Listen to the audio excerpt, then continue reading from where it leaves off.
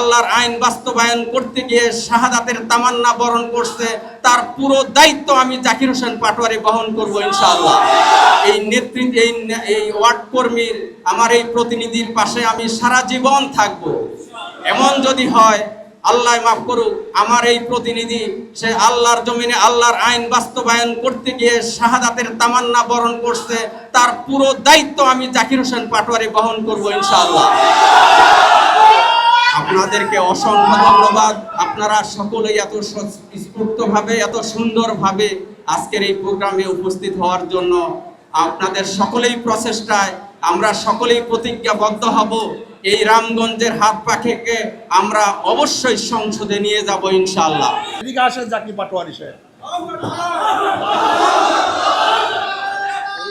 একেবারে ইস্তাবতে ইস্তাবতে কলবা, অন্তরের কাছে প্রশ্ন করেন, অন্তরের কাছে প্রশ্ন করুন, আপনি নিজের কাছে জিজ্ঞাসা করুন, এই জাকির পাটোয়ারি সাহেব সে কি আপনাদের টাকা আত্মসাৎ করবে, চুরি করবে, ডাকাতি করবে, জুলুম করবে, খুন করবে, অবিচার করবে? না, এই জাকির পাটোয়ারি সাহেব কোনো অবস্থা ইসলামের বিপক্ষে কোনো অবস্থা দিয়ে যাবে না, জুলুম অত্যাচার বিচার করবে না। কাজে শান্তির প্রতীক হাত পাকা, হাত পাকা বিজয় হলে জাতি বিজয় হবে, দেশ বিজয় হবে। কাজে হাত পাকা, হাত পাকা, জাতির ভাই হাত পাকা, এটা শান্তির প্রতীক হাত পাকা।